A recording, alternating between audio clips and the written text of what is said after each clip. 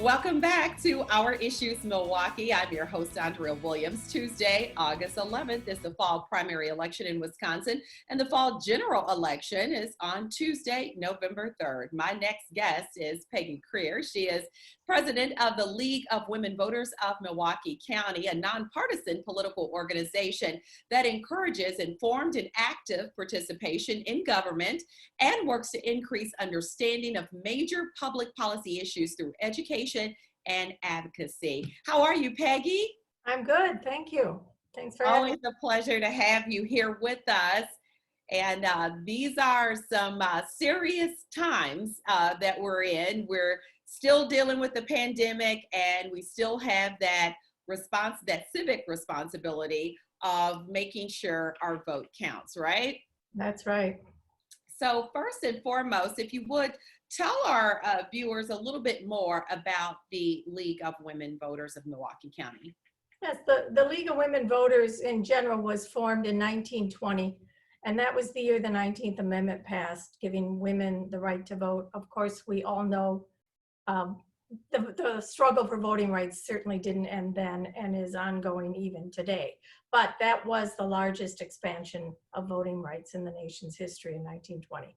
And the league formed then, and the Milwaukee League, the Wisconsin League was one of the first to form. So we're a nonpartisan grassroots organization encouraging people to become involved and engaged with their government. And it's through voting, but it's also in other ways. You know, it's not enough to just vote. And so the league advocates for public policies that serve the public interest. And we're very involved on the natural resources front, the voting rights front, of course, and in other areas. Absolutely. And as always, the League of Women Voters has published an online voter guide to help people get to know the candidates on the ballot and exactly where they stand on the issues. And I'll say this, Peggy, there are a lot of different websites that people can go to for information. And I honestly find this one to be the most helpful in actually being able to do your homework, so to speak, to compare how one candidate feels about certain issues, and also just kind of find out what they feel without ever really seeing them on television or seeing their commercials or whatever the case may be, or receiving a flyer. All that information is right there. It's like a one-stop shop, and that is vote411.org. Talk a little bit more about that. Yeah, that Vote 411 is owned by the League of Women Voters nationally, and hundreds of local leagues around the nation participate in it. And as you say, it's a one-stop shop. So you can look up how to register to vote there. It will link you to our state's online voter registration system, which is myvote.wi.gov. And there you can find out what's on your ballot. You can find that out at Vote 411 as well. But it's the comparing the candidate positions that I think is very valuable, along with a description, a job description. You know, so you can see, what does a register of deeds do? What does a county clerk do? You know, so yes, I think it's very helpful. We're seeing more and more people engage with Vote 411 so that they can cast an informed vote. Absolutely. And that's really what it's all about. So you mentioned that people can go there and figure out the deadlines on when to register. And of course, there's early voting that's taking place as we speak. So if people need to know the locations of where they can go, the dates and times, it's all right there at vote411.org. And I mentioned that the work that you guys do on a daily basis really involves advocacy and education. And you put out a statement after we all witnessed, all meaning national headlines. We all saw that we had 5 polling places out of what normally 180 here in Wisconsin, which was pretty hard to understand how that happened. But being in the middle of the pandemic, it was one of the things we had to deal with. But the League of Women Voters, you put out a statement saying what exactly as we go into this round of elections. Yeah, and I'm very pleased to report that the Milwaukee and Wisconsin Election Commission have done wonderful work in making sure we wouldn't see a repeat of April. And I'm very confident in all of the measures, many measures they've taken to make it easier for people to vote this time around and in November. And you know, April was a nightmare all around for everyone. There were all those court decisions at the last minute. So law changes, and then the pandemic, which made it so hard to get poll workers. Most people who work at the polls are retired and, you know, a very high risk group. So that's why they had to severely limit the number of polling places. So the key to all of that is voting by mail, you know, to make sure you can vote safely by home. At home, you should request your absentee ballot. Register now. Well, actually, the online registration closed July 22nd, but you can register now at your municipal clerk's office. And just be ready well ahead of time for the November election and request your absentee ballot well ahead of time. You can do that at myvote.wi.gov so that you're all set to vote from home. And we also saw headlines dealing with absentee ballots back in April. You're like, yes. And so there have been some things done in that regard as well. But if you would, Peggy, kind of explain to those at home who probably are used to going to their polling place, but have made the decision to really do an absentee ballot. What are some of the things that you have to make sure of when you are filling out that ballot and mailing it in? Right. That's a great question because it's so important when you're voting from home that you follow the instructions carefully. If you voted in person and you made a mistake, it would be caught right there. And if you spoil a ballot, they'll give you another ballot and you can vote correctly. But when you're voting at home, you have to make sure you do everything right.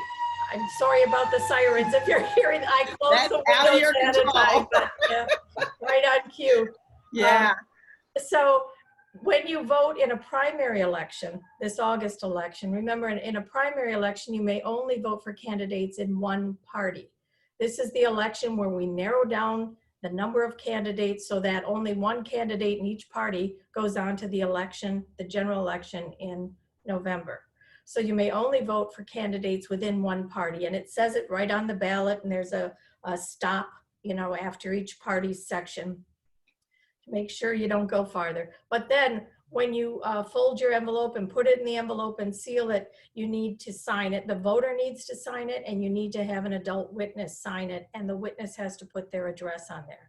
The witness can be any US citizen age 18 or over. So that's all good stuff. Thank you so much for sharing that. And coming up on August 26th, that's going to mark Women's Equality Day, a pretty big deal when we look back on history and really the fight that went into not only women voting, but really people in general being able to let their voices be heard. And that's why this is not a day that should be overlooked or ignored. So let's talk about Equality Day and how that ties into the 19th Amendment that was ratified back in 1920. yeah, this is a big holiday. It should be a bigger holiday, but you know, they fight for women's suffrage was over 70 years. I mean, I'm amazed at the tenacity of the people who generation after generation fought for that. And many of them, most of them did not live to actually be able to vote, you know. And then the fight continues. And even after, you know, 50 years after the Voting Rights Act was passed in 1965, we're still talking about different voter suppression methods. Yeah. And so, and I noticed when John Lewis passed and we saw all that old footage of the civil rights marches, and you know, it's um, it's humbling to see what so many people, how hard they fought for your right to vote. And I would hope people in seeing that would recognize the duty they have Mhm. to those Yeah. that came before, you know. I couldn't agree with you more because, like I said, it's not just a reminder of what the fight was like for women to have that right to vote, but also there was the fight for minorities to have that right. That did not come easy. And many people fought with sweat and tears. So getting out to let your voice be heard is really it's really not an option if you look at the history and what it means as far as the fight that other people fought for our right to vote. Yeah, exactly. And I just want to say a word about there's so much misinformation out there online and especially about the safety and integrity of our elections, especially around voting by mail. And it's hard to make sweeping statements about the way elections are run because they're run by the states. But Wisconsin has a very good system. All of our votes have a paper backup. Most of them are cast on paper. Mhm. We have a very secure system, and I don't want people to be dissuaded from voting by mail because of what they may be hearing Yeah. online. And there's also now something that has been changed with everything we saw in April. You have a way of tracing your ballot to make sure Mhm. it made it to its destination. So that's important to mention. So I did mention early voting in Milwaukee. That's going on now through August 9th at the Zeidler Municipal Building, Midtown Center, and Manitoba School. That information more is on the website at vote411.org, or you can, of course, can contact the Milwaukee Election Commission if you have any questions at 414-286-VOTE, or go to their website at milwaukee.gov. Peggy, is there anything else you wanted to add as we wrap up this I segment? just, I just hope people will vote. Register now, be ready for November, make a plan, and vote. That's what it's all about. And I thank you, as always, for your time and giving our viewers information that they need in order to let their voices be heard. Have a Thank good you. one, Peggy. Thank you. Peggy Creer is the president of the League of Women Voters of Milwaukee County. You can visit their website at lwvmilwaukee.org. And remember, everything you need to know about the upcoming elections is at vote411.org. That is going to do it for today's show. I'm your host, Andrea Williams. As always, thank you for watching. And I do hope you join us again next week as we take another look at our issues, Milwaukee. Have a great day.